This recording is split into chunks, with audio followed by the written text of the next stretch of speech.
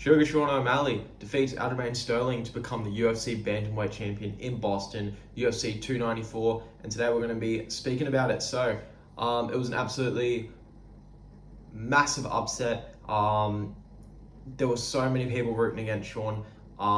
The closer the fight got, the more I felt like Aljamain was going to win. 7 days out from the fight, I was extremely confident in Sean, and the closer it got, the more I kind of thought about it, and I was like, there's a high chance that Aljo's going to get this done, and I'm not afraid to say that. Even though I'm a massive Sean O'Malley fan, he is one of my favorite fighters. But he proved everyone wrong. He got it done in spectacular fashion with an amazing counter, and this is just going to blow him up into superstardom.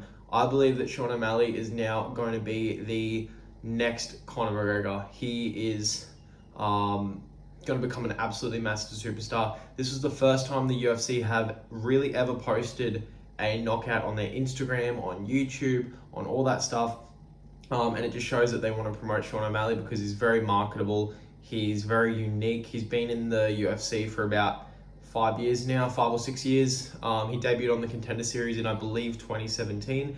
And even back then, he was a big star, or at least a rising star. And just the last couple of years with the performances, his podcast, everything, he knows how to market himself. He knows what he needs to do to get to the top, to stay there, to make money.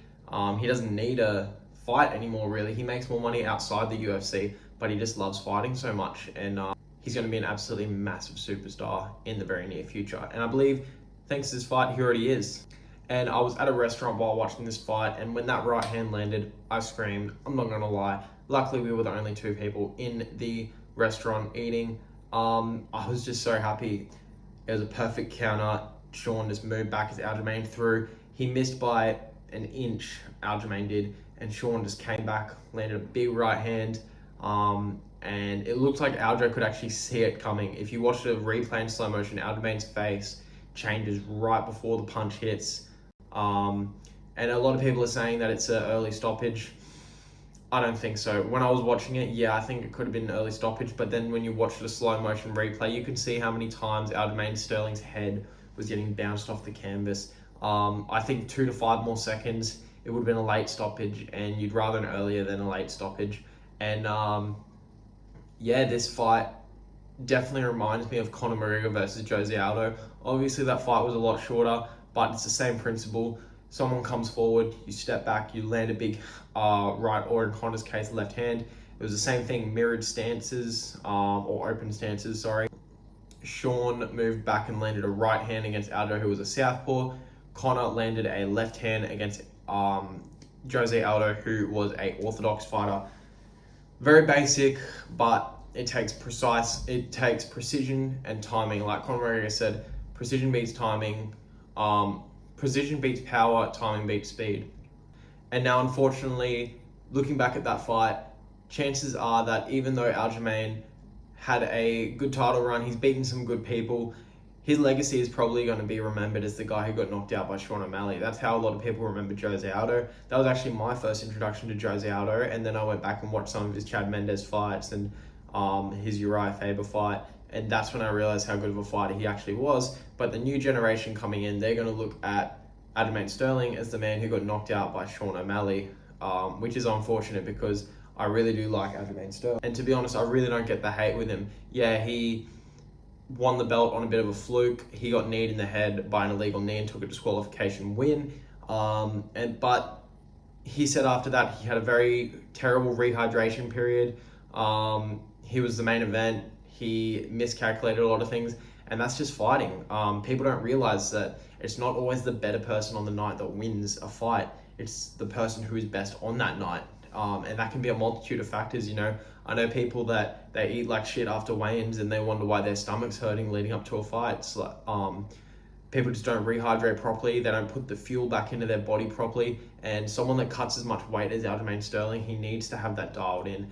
And I think that's another thing that Sean has over the competition. He's working with someone like Dan Garner, who is precisely seeing everything in Sean's body. And he, like they said, they're upgrading Sean's physiology with his fight IQ, his skills, and all that. And if I'm being honest, I'm just really happy about this. Sean O'Malley has had an absolutely massive influence on me.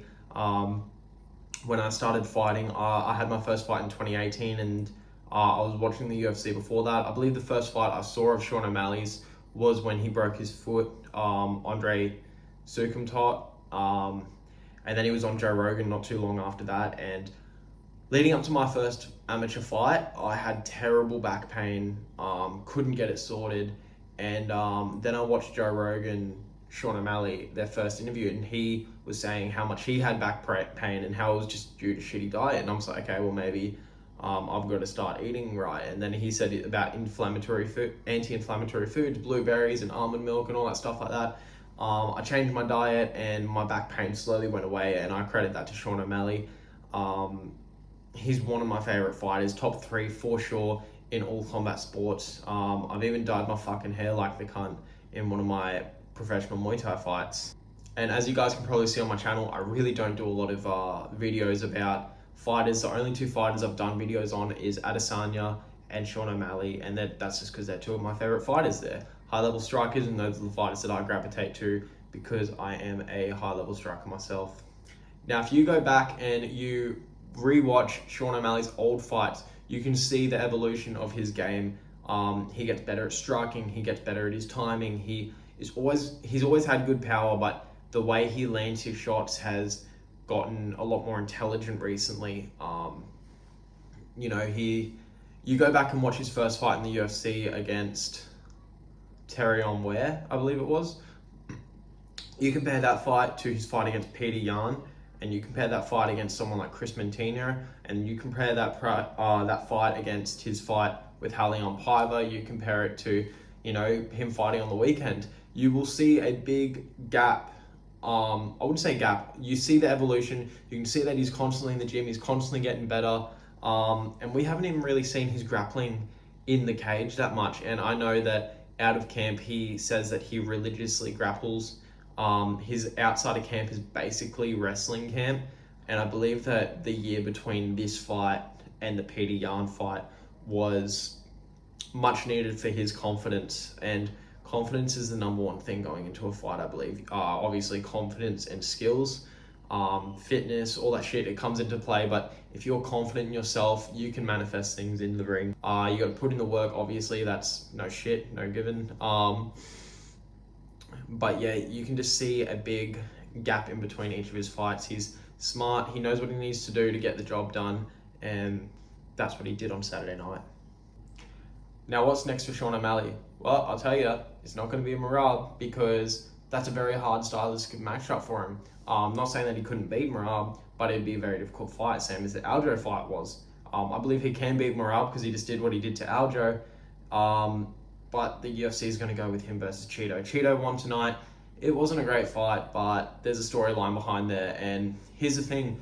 I believe, looking at Sean as well, you can see that his career has basically played out in a perfect way. He broke his foot against Sukumtot, and then he was suspended for 2 years, which gave him the perfect amount of time to get his foot right, to start doing strength conditioning. Came out, knocked out someone, forgot the name, knocked out someone, and you could just see that there was a difference in strength, in speed and power. That was like Sean O'Malley 2.0. He's no longer a kid anymore, he's a man. And then when he had that loss to Cheeto Vera, well, that's just set up this fight. And yeah, I believe Cheeto Vera is going to be next, maybe in December. That's what they're speaking about. That's what Sean wants. And after that, I'd probably say Corey Sandhagen after he's fixed his tricep, because he's going to be out for about 8 or 9 months with his torn tricep, and then he's got to go through a training camp.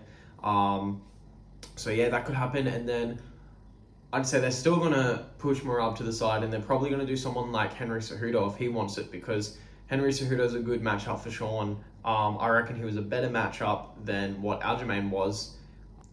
I believe Sean O'Malley would knock out Henry Cejudo just because he's so much bigger. He's got that height. If he's able to make Aljo miss a punch by this much, he's going to be able to make Henry miss, and he's going to be able to make him pay. All of these fights are going to be hard fights. I believe his toughest fight in the division is going to be Corey Sandhagen after Merab, because Merab's not getting that fight. But yeah, I think Corey Sandhagen will probably turn into a wrestler for that fight, especially after seeing what he just did to Aljamain Sterling. But like Tim Welsh always says, everyone always has the same game plan against Sean. Cut him off against the fence, back him up, but it's always a lot harder to do once you're in there with him. The only real blemish on Sean's record is the Pedro Munoz fight.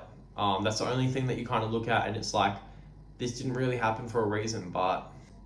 And he was winning that Pedro Munoz fight. Checked leg kicks don't count as landed leg kicks, you stupid judges. The Suga era has started. It's going to be a great, at least another 3 fights as him as a champion is what I see. He might end up losing to Cheeto. You never know, but if he loses to Cheeto, chances are they're going to do the trilogy because they want Sean O'Malley as champion.